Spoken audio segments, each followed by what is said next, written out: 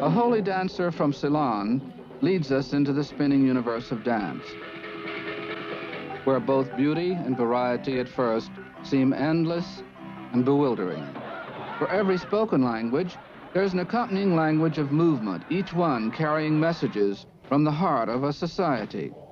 To understand the role of dance in human history, we must somehow decode these varied patterns of body language, of silent communication. These are folk dancers of Germany.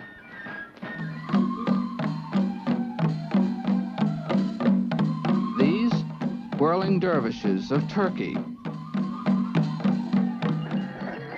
Ostrich dancers from the Andes.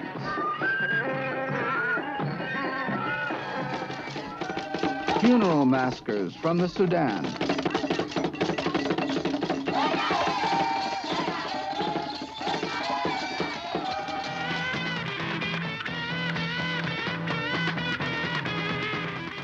Americans at a Sunday afternoon love-in in Los Angeles. What have these different movement styles, each one apparently so unique and so irrational, what do they have to tell us about the history of culture? With Koreometrics, we enter this planetary kaleidoscope, looking for steady pattern, searching to find measures of movement that vary regularly with culture and with social structure. This Burmese hill farmer appears to be tracing intricate circles with his movements.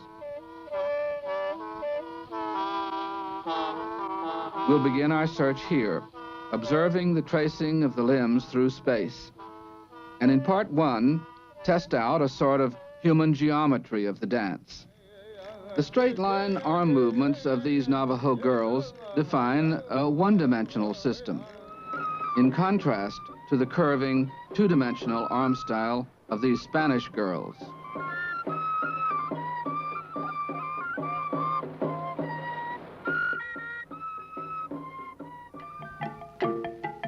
And to the spiraling arabesques of these Indonesian candle dancers tracing three-dimensional paths.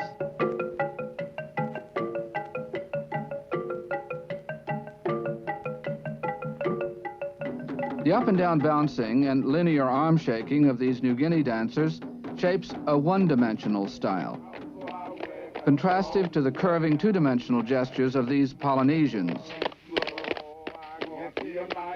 and to the spiraling three-dimensional gyrations of a Ceylonese fire dancer. The same forms appear also in work. Indian women scraping manioc move their arms up and down along a straight line in one dimension, different from the circles traced by these South Asian women grinding flour in a stone quern in two dimensions, and from the spirals of the rice bundle in the hands of this Filipino thresher moving in three dimensions. All human behavior can be compared along this scale, and the proportion of one, two, and three-dimensional movement varies in interesting ways. In simple economies, 70% of the dances are highly one-dimensional. The explanation may lie in the kinds of tools a culture has. The members of simple economies using only stone or wooden tools must literally wear their way through hard reality by scraping like these Maracatari women, by rubbing to make fire by friction like this New Guinea Highlander, or by pounding like these Jivaros beating fibers, or by poking to spare their brittle wooden arrow tips. These Cuivas carefully poke them straight under the bank.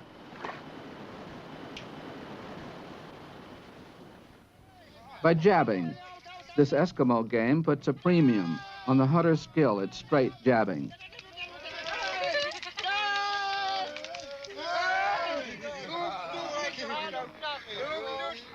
A wooden tool may be easy to make, but its fragile edge limits it to careful straight strokes. Thus, the relative fragility of the points and edges of stone and bone and wooden tools impels their users to linear action, whereas a harder metal blade encourages a curving, changeful, slashing approach.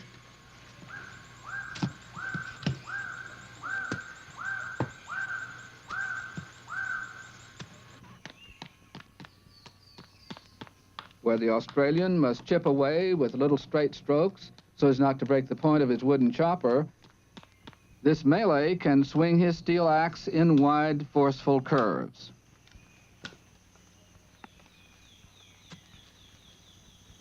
A South American gardener gently opens up the earth with his digging stick while his wives plant in the crevices. Their linear style damages neither the delicate topsoil of the jungle garden nor the point of the digging tool. And when these Maracataris dance, a man with a staff like a digging stick in the lead, the women following, the whole group stepping straight, they reinforce the linear style of the garden scene. Manioc cultivators all through the Orinoco Valley dance this way. These are the Barasana.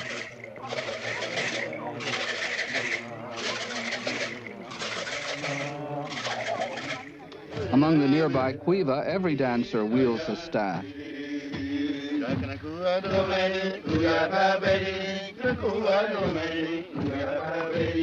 And so in South America, in New Guinea, wherever tools of stone and bone and wood are common, linear movement prevails.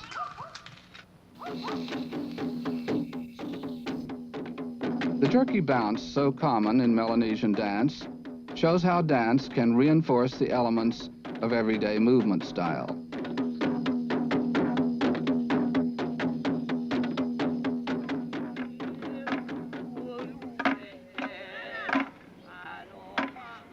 And in the same way, the two-dimensional arm dances of these seamen of the Coral Isles mime the wide, slow curves they use in handling their canoes. The iron sickles of Hausa gardeners loop in the big curves Africans employ at work and in the dance. Indeed, a fluid two-dimensionality is typical of Black Africa.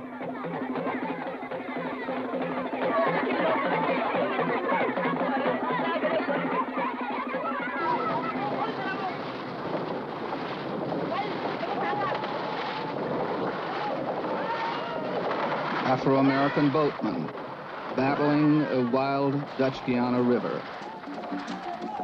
West African maskers turning circular somersaults. Female mourners rolling in the dust at a Sudanese wake.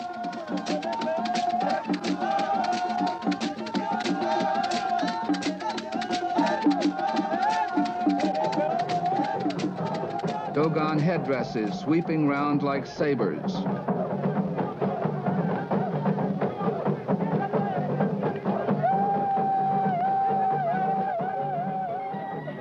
The crescent arms of the Spanish jota.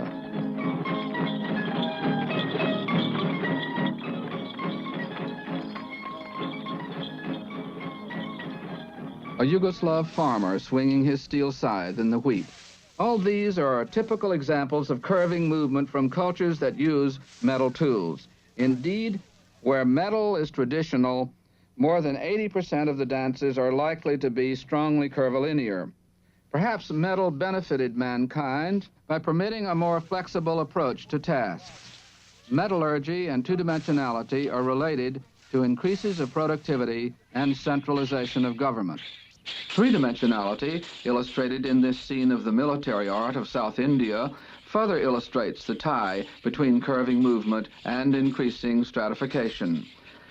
80% of the dances in large states are high on such three-dimensionality. In fact, one may map the whole zone of classic empire from China to Spain by the relative frequency of spiraling forms in dance. This body spiral is in a Spanish jota.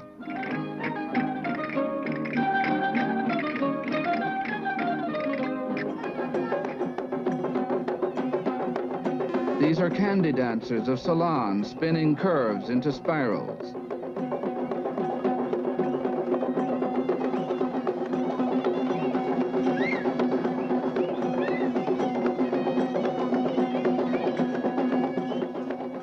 And these are gans from central India.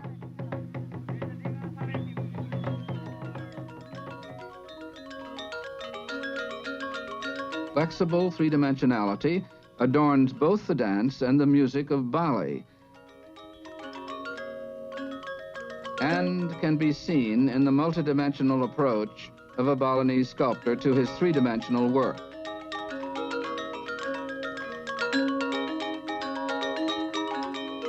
The hands of these Siamese dancing girls twist like spiked flowers. A Formosan priest appeals for a good harvest with spiral hand gestures. Monkey, the comic hero of China, land of irrigation and rice, shapes shining spirals with his baton, showing off his hand skills.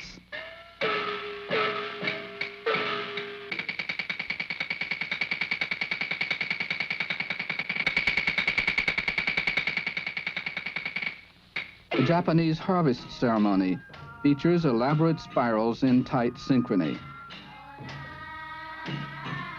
In fact, 80% of the dances from irrigation cultures employ spiraling. Thus, the spatial aspects of dance movement seem to be a function of the means of production. Summing up, one-dimensionality is most frequent among simple producers. Two-dimensionality in cultures like those of Black Africa, which have metal tools. And three-dimensionality in the dances of the irrigation empires that topped the productive scale prior to industrialism, where a complex of technology and stratification controlled the life flow of water to the fields. Thus, there seems to be a close link between dance style and man's history, as the dominant trace form varies with the level of productivity.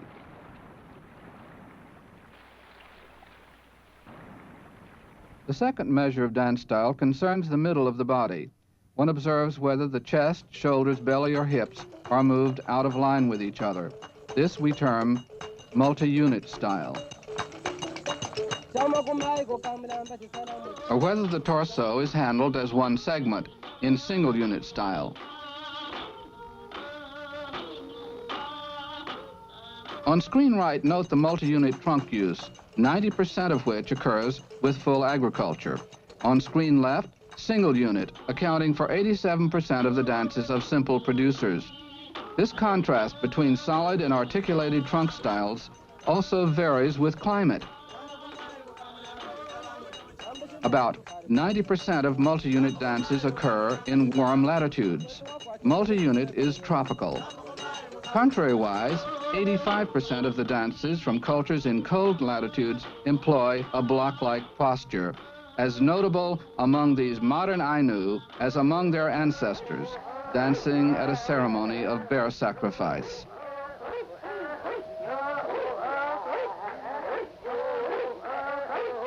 This compact body attitude is common throughout the Arctic.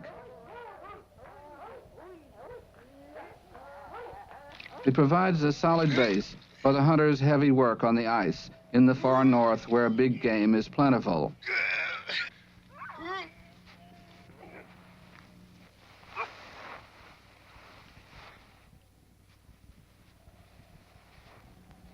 When the Eskimo hunter begins his long wait on the ice at the seal hole, he settles into a wedge-like single-unit posture to face the polar cold.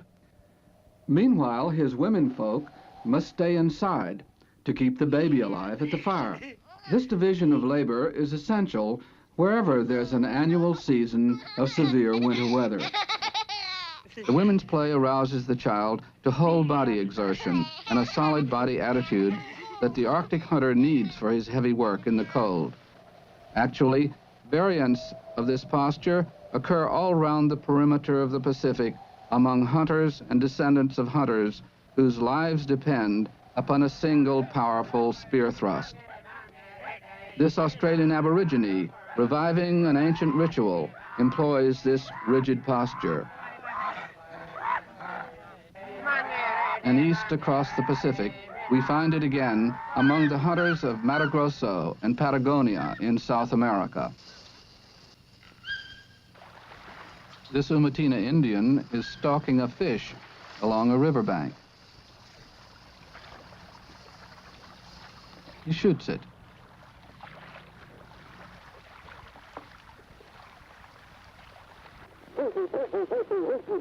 He and his comrades dance in a markedly single-unit style. It closely resembles the body attitude of the Eskimo in his hide parka.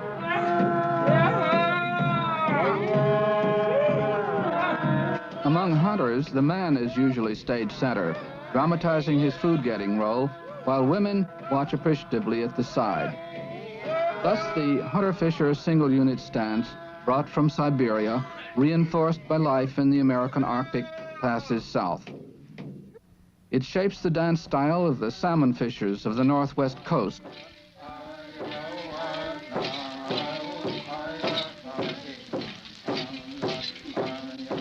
It forms 90% of North American Indian dances. In the southwest, at a Navajo ritual.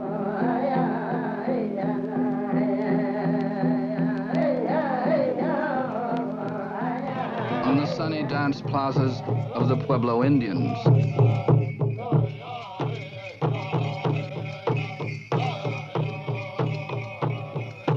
Single unit lives on among all the descendants of the Siberians, the first Americans, as it does among these latter-day Aztecs, honoring their ancestors on the great plaza of Mexico City.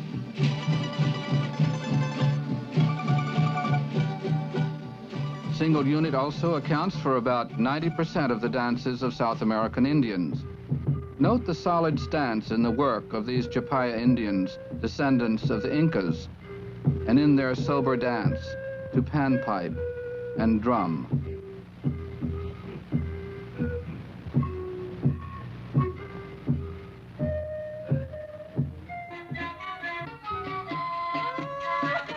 Here is single unit, again among Aymara dancers at a fiesta in the Andes.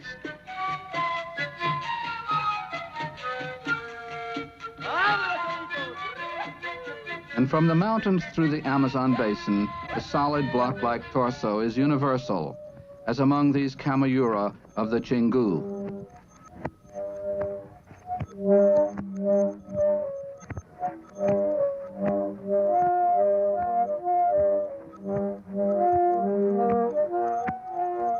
Thus, the settlement of the Americas by Siberian hunters put a stamp on the movement style of their descendants all over South America. And one finds it all round the Pacific.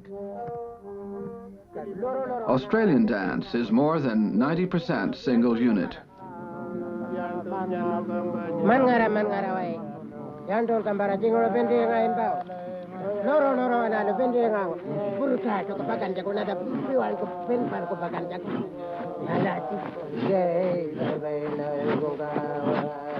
It accounts for more than 70% of the dances of Melanesian yam gardeners.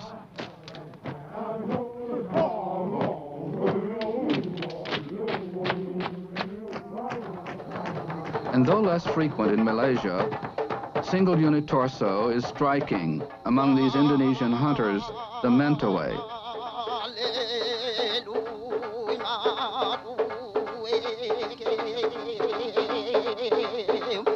This posture molds more than 80% of the dances of East Asia. Note the straight backs of these Chinese Formosans.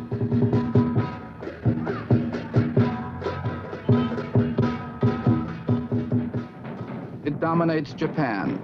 These deer maskers move their torsos as one piece.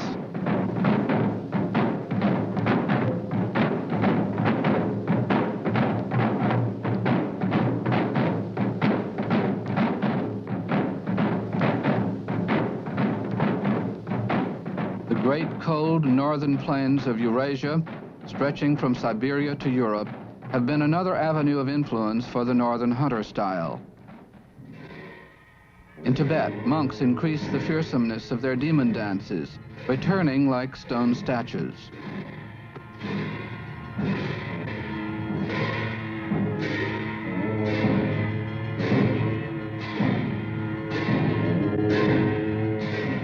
In Central Asia, the Uzbeks, descendants of Genghis Khan, perform a stiff-waisted horseman's dance.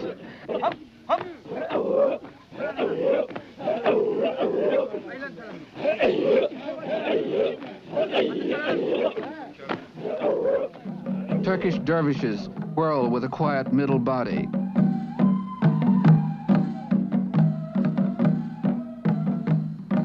Single unit, Europe's link to the Arctic, is the rule in most European dances. These are Carpathian poles.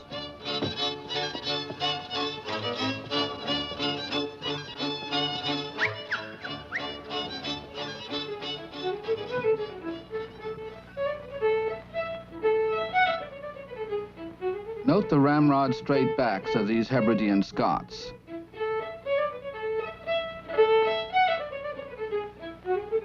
The roots of their long ways dance can perhaps be seen in this English horn dance, an emblem of Britain's not too distant hunter past, as their leader presently remarks. And this is dancing too.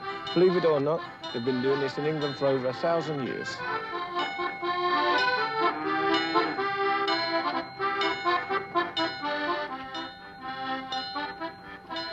European colonists imported the single unit tradition into North America, where square dancers hold the middle body upright and steady as they weave their way through a complex floor plan.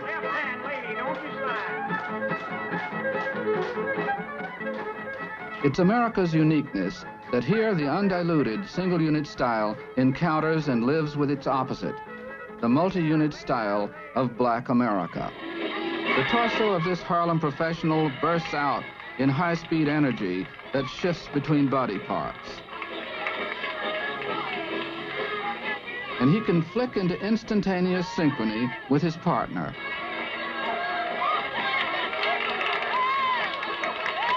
Variants of this electrifying hip-twisting style developed in every Afro-American zone, in the South, in the West Indies, all round the Caribbean.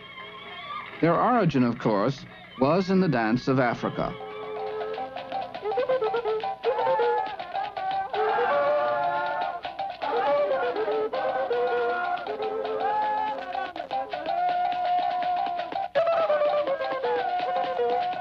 West Africans are said to encourage such hip-rocking dances to prepare young people for the responsibilities of marriage. They seem to be more common in female than in male dances, and this may explain their special prominence in Africa and other tropical regions, since their women often outdo men as food producers, and thus their movements hold the center of the stage. In warm latitudes, a woman is not housebound by the weather if she has a child. She can take it with her to her work. Thus, 88% of West and Central African dances and 90% of South African dances are multi-unit. These Luba women, who are gardeners and daughters of gardeners, twist proudly.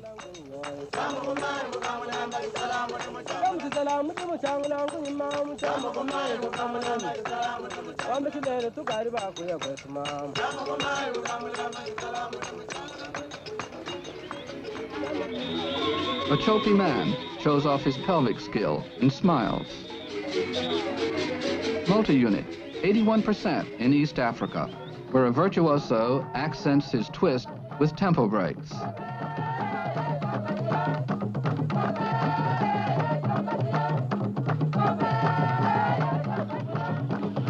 These Wakambas of East Africa employ vertical undulations, as well as a myriad of other multi-unit devices.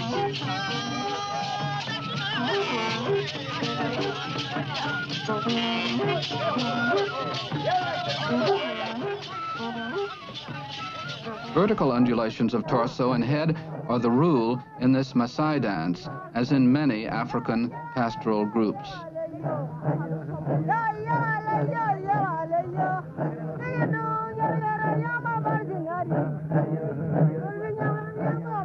In North Africa, multi-unit drops to 65%.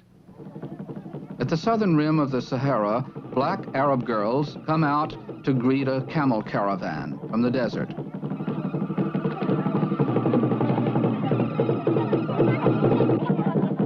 Their torsos vibrate and undulate vertically. In Morocco, Professional dancers combine vertical with horizontal torso movements in the belly dance, probably known to the temple prostitutes of ancient Egypt.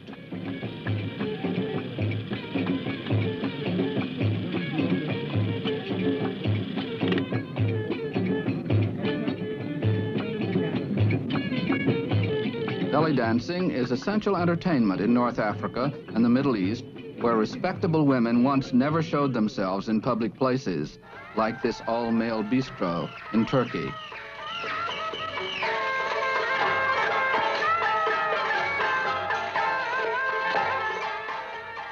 In Central Europe, where women share the farm work, they sometimes also swing their hips, as in this Hungarian wedding dance.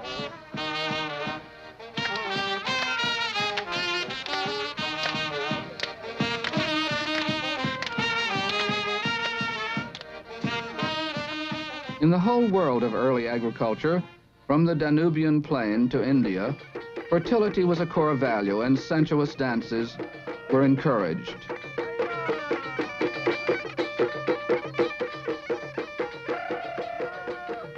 Multi-unit is one more link between India and Indonesia, where a more restrained style confines itself to swaying hips and subtle shoulder gestures.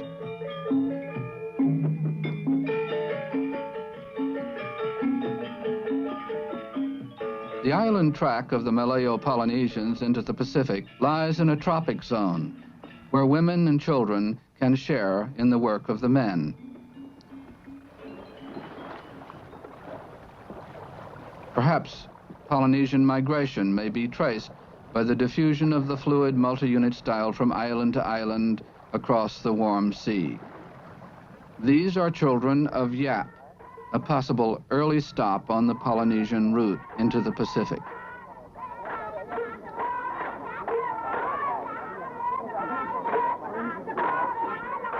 A 1,000 miles east to the Gilberts, where the multi-unit continuity is maintained in the pelvic virtuosity of these Micronesian women.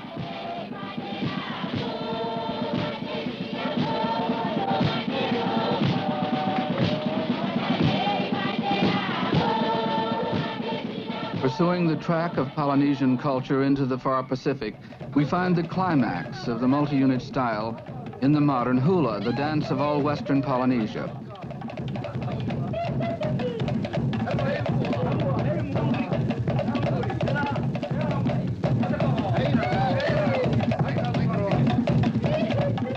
Perhaps the eroticism of the hula has to do with the unusually high position that women hold in Polynesian culture. Now on this green world, we'll map the body attitudes. We'll use blue for the single unit hunter style in North Eurasia and round the primitive Pacific. And we'll use orange for the multi-unit gardener style of Africa, South Asia, and Polynesia. Both regions are examples of the effect of climate and the sexual division of labor on dance and on movement style. Familiar regions of culture will emerge from this map as we subdivide these ancient zones of movement style by using one more of the many choreometric measures of dance and movement, the scale of trace forms.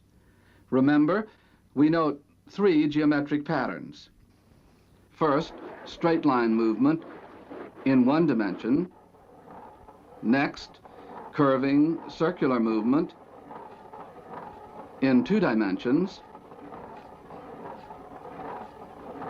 Third, spiraling movement in 3 dimensions.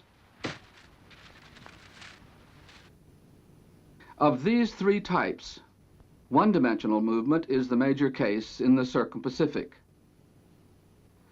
Vertical lines striping the single unit blue of Australia and the islands north to Japan indicate the frequency of linear movement, as in the straight arm chop of this Australian bushman. And in the linear arm movement, the up and down bounce that accentuates the rigid trunk of these New Guinea dancers.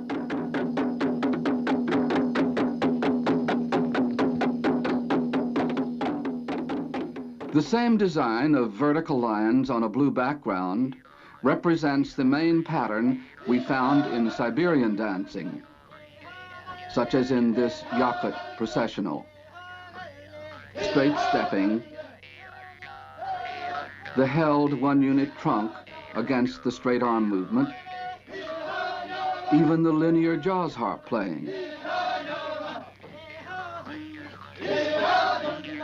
In all respects, these yakut dancers conform to the linear solid trunk style, presumably brought into America long ago by Siberian migrants, thus shaping the dances of the first Americans to this ancient model, seen here in the square body attitude and the vigorous straight movement of an Eskimo hunter.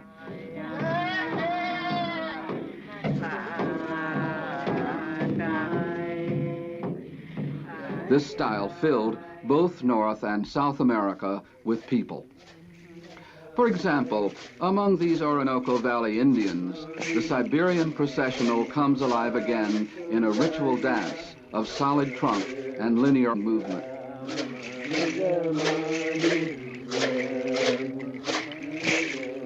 Indeed, this is the primordial style of the whole Circum-Pacific Basin, one more evidence of the prehistoric unity of this zone.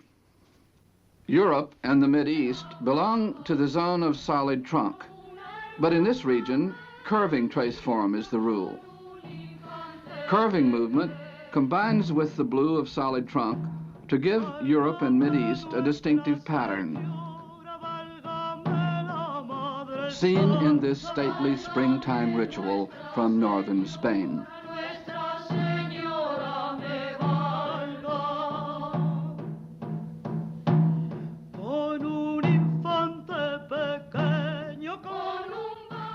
In orange multi-unit Africa, rounded forms such as these Bantu girls employ produce another pattern, multi-unit combined with curving. Flexible torso, flowing curves, explosions of energy make the hot style on which great African performers endlessly improvise.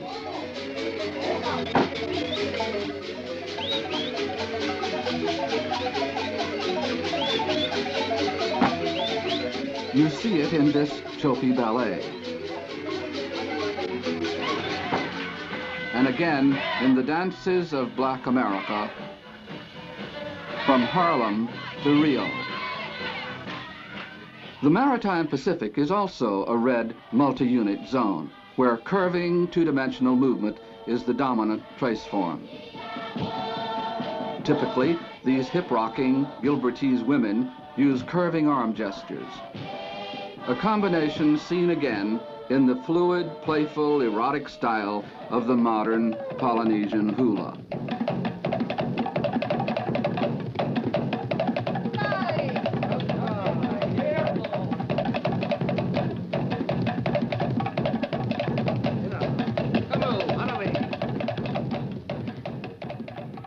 Three-dimensional trace forms, indicated in wavy lines, are commonest in the Orient, especially in East Asia, where the combination of solid trunk and three-dimensional spiraling provides the basis for the system of swift attack and avoidance one sees at its peak in traditional Pekin opera.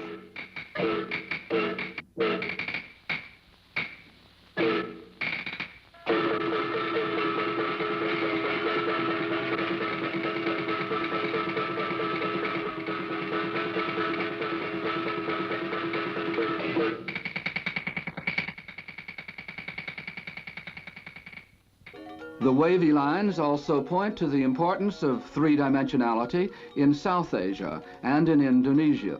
Spiraling hand play, rolling eyes, looping arms combine with a mobile torso to create the subtly ornamented dance forms one finds in India, in Java, and in Bali.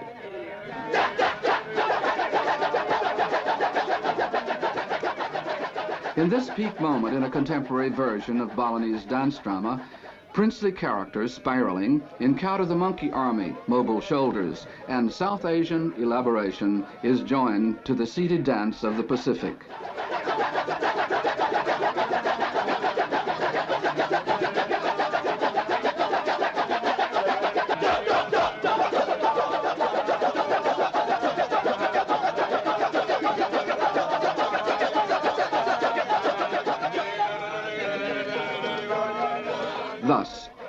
Koreometric measures of easily observed aspects of behavior bring order to the kaleidoscope of dance and culture. Each region of dance has a distinctive movement pattern that feeds back to a major cultural tradition. Each represents, in a different way, the vital role of dance and movement style in the stabilization and the growth of human culture. And these creative patterns are not arbitrary symbols.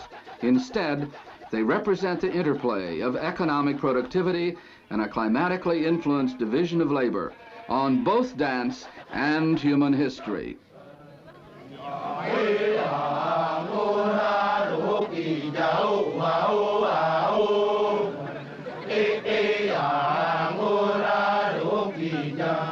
Yeah.